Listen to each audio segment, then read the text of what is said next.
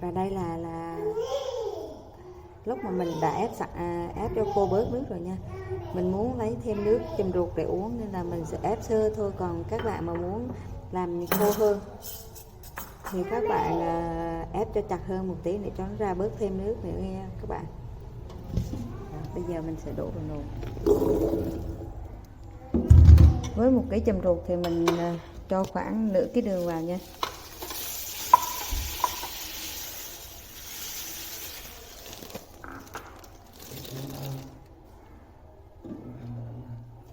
Bây giờ thì mình sẽ bắt lên bếp và xen cho nó ngấm vào.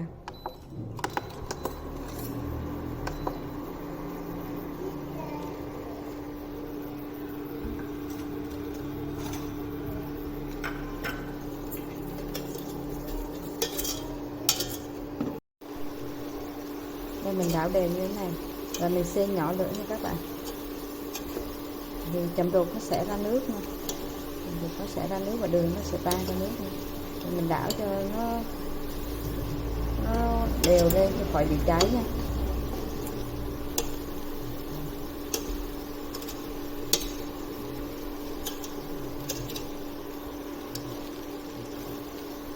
Mình đảo cho để cho đường nó tan ra cho khỏi bị cháy.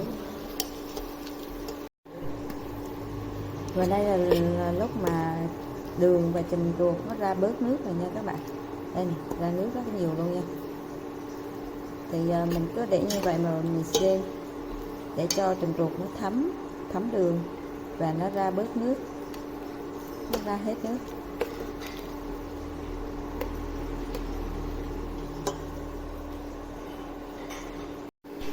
Sau một thời gian mình nấu lên thì chùm ruột nó đã dần chuyển màu rồi nha các bạn, dần chuyển sang màu rồi.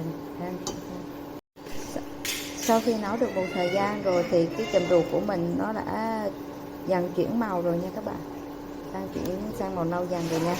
Và như vậy mình cứ xen cho khi nào nó keo lại là được nha.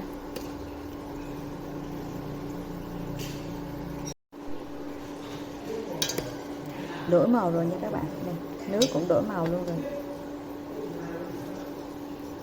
Mình vẫn tiếp tục xen nha.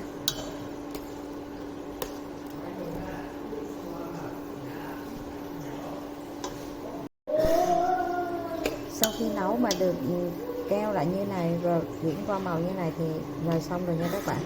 Đây. Nước đây, nó chuyển chùm ruột nó chuyển màu như này là được rồi nha. Bây giờ mình sẽ tắt bếp và mình để nghiêng lại cho nước nó dồn lại một bên nha.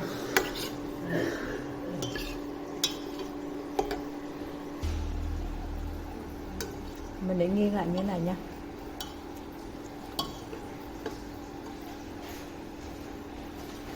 Chúc mọi người làm theo thành công.